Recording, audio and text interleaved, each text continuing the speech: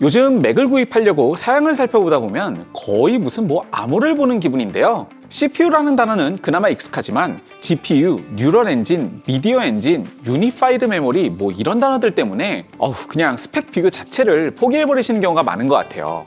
사실 요즘 우리가 사용하는 프로그램들에서는 저런 다양한 부품들을 어떻게 구성하는지에 따라서 성능에 굉장히 큰 영향을 주게 되는데요. 특히 맥을 사용하는 용도에 따라서 오히려 CPU보다도 GPU나 미디어 엔진 같은 다른 부품들이 더 중요해지는 경우도 많습니다. 그래서 오늘은 애플 실리콘 맥에서 사용되는 다양한 부품들의 역할을 설명드리고 여러분에게 꼭 맞는 맥을 선택하시기 위한 가이드를 드리겠습니다. 본격적으로 하나씩 알아보기 전에 먼저 SoC라는 개념을 이해할 필요가 있는데요. 사실 우리가 일상에서 사용하는 일반적인 PC들은 앞서 언급드렸던 다양한 부품들을 모두 따로따로 사용하는 반면에 M1, M2 같은 애플 실리콘에서는 이런 다양한 부품들이 단 하나의 칩에 모두 조립되어 있습니다. 그래서 전체 시스템이 하나의 칩 안에 존재한다는 의미에서 시스템 온 칩, 즉 SoC라고 부르게 되는데요. 꼭 맥에서 사용하는 애플 실리콘 칩이 아니어도 아이폰에 사용되는 A 시리즈 칩이나 안드로이드 폰에서 사용되는 스냅드래곤 같은 칩들도 모두 SoC에 해당합니다. 사실 이런 SoC는 모든 부품들을 독립적으로 사용할 때에 비해서 여러 가지 장단점이 있는데요. 먼저 부품들끼리 까다로운 호환 규격을 따를 필요가 없어서 설계가 비교적 자유롭고 부품들이 다 붙어있는 덕분에 데이터 처리에 필요한 시간 지연이 훨씬 짧다 보니까 같은 스펙의 하드웨어에서 더 효율적으로 고성능을 낼 수 있는 장점이 있습니다. 애플 실리콘 SoC를 탑재한 맥북들은 일반적인 PC 노트북에 비해서 전력 대비 성능이나 배터리 사용 시간이 훨씬 높은 편인데요. 특히 애플은 이런 하드웨어들이 작동하기 위한 운영 시스템까지 자체적으로 제작하다 보니까 더욱 성능 효율성이 극대화됩니다.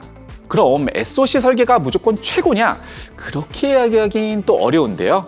업그레이드가 필요한 부품들을 간단히 교체할 수 있는 PC와는 다르게 SoC는 이미 부품들이 칩 안에 모두 부착되어 있다 보니까 사실상 한번 구입하면 유저가 아무런 업그레이드도 할 수 없는 큰 단점이 있습니다. 그래서 구입할 때부터 어느 정도 사용 기간을 예상해서 미리 좀 넉넉한 스펙으로 구성을 해야 되는데요. 문제는 제품 구입 시 업그레이드 비용이 정말 어마어마한 수준이에요. 즉 애플 실리콘 SoC는 성능이나 전력 효율성에서는 굉장히 뛰어나지만 향후 사용 기간을 고려한 초기 투자 비용이 그만큼 만만치 않아지는 큰 단점이 있는데요. 확실히 세상에 무조건 싸고 좋은 물건은 없는 것 같네요. 자, 그럼 이제 애플 실리콘 SoC 안에 들어가는 다양한 부품들을 자세하게 알아볼 텐데요. 먼저 우리가 익숙한 CPU부터 확인해 보겠습니다. CPU는 중앙 처리 장치라는 정의 그대로 컴퓨터가 필요한 가장 기본적인 연산을 담당하는 공간인데요. 최근 우리가 사용하는 대부분의 CPU는 이런 연산을 담당하는 CPU 코어를 여러 개 합해서 사용하는 멀티코어 CPU를 사용하고 있습니다. 그렇다고 모든 멀티코어를 항상 연산에 사용하는 건 아닌데요. 웹서핑이나 간단한 사진 편집 같은 일상적인 용도에서는 하나의 코어로만 연산을 처리하는 싱글 코어로 작동하다가 영상이나 3D 렌더링 같은 높은 부하가 걸리는 연산에서는 여러 개의 코어를 동시에 사용하는 멀티코어로 작동하게 됩니다. 결국 싱글코어 성능이 높으면 일상적인 사용에서의 반응성이 빨라지고 멀티코어 성능이 높으면 높은 부하가 걸리는 복잡한 작업에서의 성능이 좋아지는데요. 어느 쪽 성능이 더 중요한지는 여러분이 어떤 목적으로 컴퓨터를 사용하는지에 따라서 많이 달라질 수밖에 없어요. 맥에서 사용되는 애플 실리콘은 일반적인 PC에 비해 특히 싱글코어 성능이 상당히 우수한 편인데요. 앞서 언급드렸던 것처럼 운영 시스템도 직접 애플에서 만들다 보니까 굉장히 시스템 반응이 빠릿빠릿한 편이에요. 그리고 애플 실리콘의 멀티코어 CPU는 많은 부하가 걸리는 작업을 높은 전력으로 연산하는 퍼포먼스 코어와 비교적 가벼운 작업을 낮은 전력으로 연산하는 이피션시 코어로 구분되는데요. 예를 들어서 똑같이 10코어 구성이라 하더라도 6+4 또는 8+2처럼 CPU 코어의 구성 비율이 달라지게 됩니다.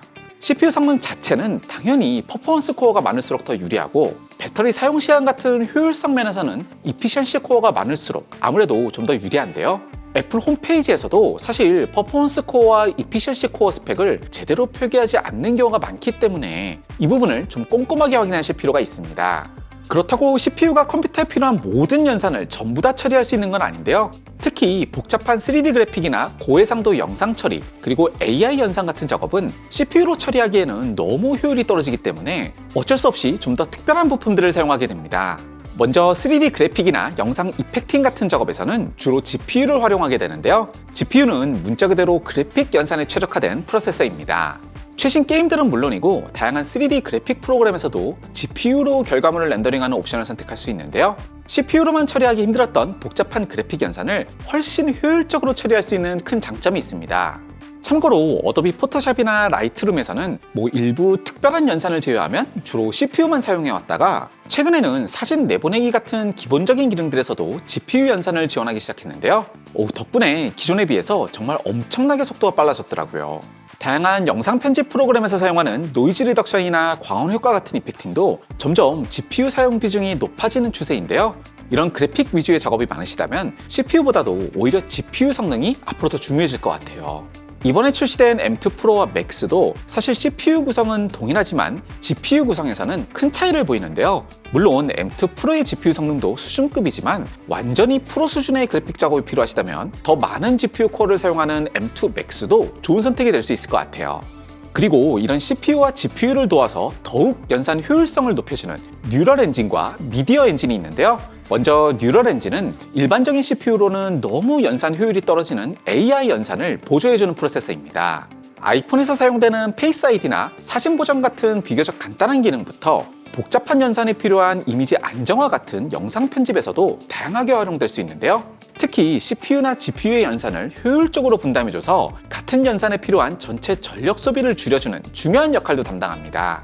그리고 미디어 엔진은 주로 영상 파일의 압축과 해제, 즉 인코딩과 디코딩에 최적화된 프로세서인데요. 최근 많이 사용되는 4K나 8K 같은 고해상도 영상 파일은 사진이나 음악 파일에 비해서 데이터 용량이 어마어마하게 높다 보니까 효율적으로 영상 파일을 압축하기 위한 인코딩, 그리고 인코딩된 영상을 다시 재생하기 위한 디코딩 작업이 필요하게 됩니다. 애플 실리콘에서는 이런 영상 인코딩과 디코딩만을 효율적으로 처리하는 미디어 엔진이 장착되어 있는데요. 일반적인 CPU 연산에 비해서 거의 몇십 배 이상의 효율을 보여주기 때문에 기존 28코어 맥 프로 같은 어마어마한 시스템보다도 오히려 몇 배나 더 뛰어난 영상 성능을 보여줍니다. 애플 실리콘 맥의 CPU나 GPU 성능은 사실 그렇게까지 훌륭한 편은 아니지만 그럼에도 불구하고 영상 편집이나 사진 편집 같은 크리에이터 작업에서 유난히 훌륭한 실사용 성능을 보여주는 것도 사실 이 뉴럴 엔진과 미디어 엔진이 큰 역할을 차지하는데요. 특히 애플에서 만드는 파이널 컷 프로는 물론이고 블랙매직 다빈치 리졸브도 최근 업데이트를 통해서 뉴럴 엔진과 미디어 엔진을 점점 효율적으로 활용하다 보니까 이젠 정말 M2 맥북 에어에서도 여러분이 지금 보고 계시는 이 어태거익 정도의 영상 편집은 완전 쾌적하게 할 수 있는 수준입니다. 이렇게 컴퓨터에는 다양한 프로세서들이 존재하는데요.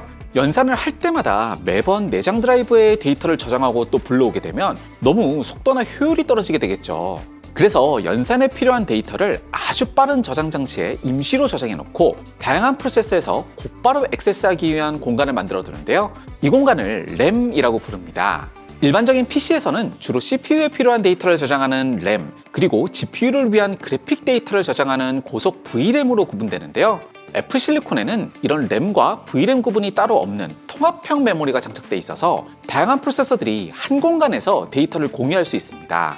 좀 이해하기 쉽게 영상 편집을 예로 들어보면요. 먼저 편집에 필요한 영상을 미디어 엔진이 디코딩한 다음 GPU로 다양한 이펙팅을 더하고 여기에 CPU로 타이틀 자막을 더한 다음에 다시 미디어 엔진이 결과물을 인코딩하면 지금 보고 계시는 이 영상이 완성되는데요. 일반적인 PC는 램과 VRAM이 분리되어 있다 보니까 각각의 프로세싱 과정마다 매번 서로 다른 메모리 공간으로 데이터를 이동해야 하지만 애플 실리콘의 통합형 메모리에서는 하나의 메모리가 모든 프로세싱에 필요한 데이터를 한 번에 저장하고 있다 보니까 한 장소에서 곧바로 액세스를 할 수 있습니다. 그러다 보니까 데이터 처리에 필요한 지연 시간이 훨씬 짧아지고 같은 하드웨어 사용에서도 더 높은 효율을 보여주게 되는데요. 여기에 애플 실리콘에 탑재된 통합형 메모리의 밴드위스, 즉 1초 동안 메모리가 데이터를 처리할 수 있는 속도도 일반적인 PC에서 사용되는 램보다는 훨씬 빠르기 때문에 성능 효율이 굉장히 높은 편입니다. 개인적으로 이 통합형 메모리야말로 애플 실리콘 SoC의 핵심이라고 생각하는데요. 그래서 메모리 업그레이드에 이런 엄청난 비용을 청구하는 것 같기도 하네요. 결국 애플 실리콘은 CPU, GPU, 뉴럴 엔진, 미디어 엔진, 그리고 통합형 메모리가 하나의 칩에 모두 구성되어 있는 SoC로 정의할 수 있는데요. 그 중에서 어떤 부품이 가장 중요한지는 결국 여러분들이 맥을 사용하시는 용도에 따라서 매번 달라질 수밖에 없어요.